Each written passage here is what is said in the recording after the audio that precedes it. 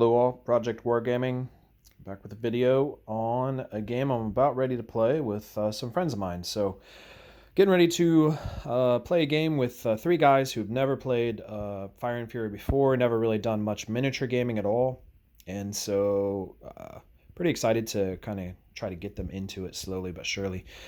They're all kind of Civil War buffs, they enjoy that time period, so I think it should be fairly easy to get them into.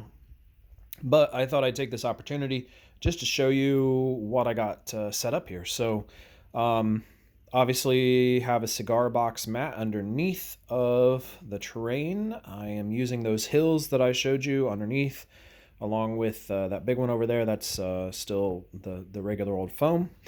And then I have gotten all the printed fence done. So very happy with how the fence turned out. Definitely have plenty of fence now to play my Civil War games. And then I think the cornfield looks pretty awesome. So very happy with how that looks on the table. You can see the prints weren't perfect, and so there's some patchy spots, which I think add to the realism of it.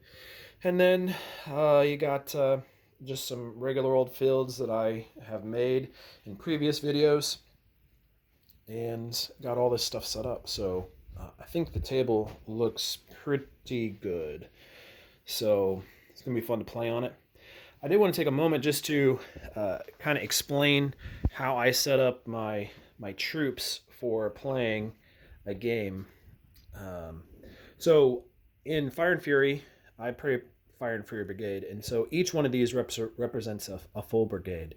And then of course you have the stand that marks that, and then I put in, along with the flag stand for the brigade base, the leadership base, I throw in two more flag stands.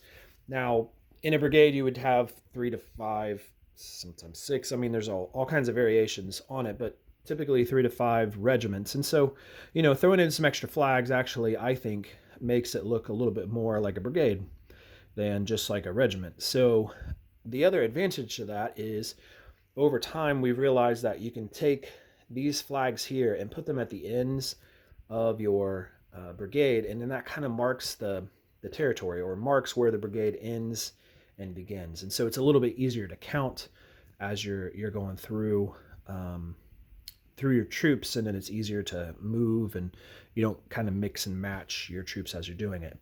Also, what I do, particularly with the Union, is I set them up so that they're mixed. And so there's some Zouave troops in with the regulars, and so you'd have like maybe one regiment of Zouaves in with regular troops, and so it kind of just makes the Union look a little bit more interesting. And so I do try to keep them as far as makes go. So all of the Bacchus troops are here together, and then over here these are all Adlers.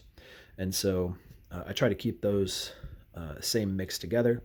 You can also see that I got the 3D printed bases for each of the different command stands.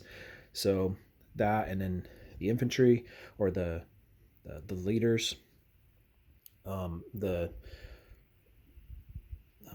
name tag on each.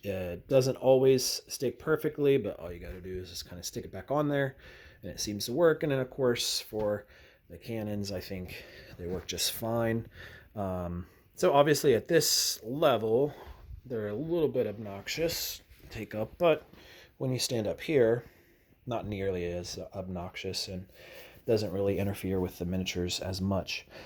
Couple things I do when I play is I have wooden movement sticks, and then I've made these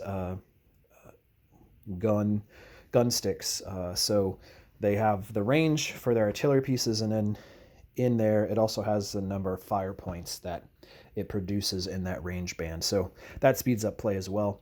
I like using wooden sticks because sometimes when you're playing, and particularly when you're at conventions and stuff, people are just not as careful with miniatures as you would like them to be, because they didn't put all the time into painting them. So I find that the wooden sticks don't beat up your miniatures near as much, and you got tape measures and stuff that have the metal parts of it, and that can really kind of ruin your miniatures fast. So that is the setup. So just excited to see it, excited to play a game today, and then I think I'm going to be able to play another game on Friday. So kind of excited to get back into some Civil War gaming.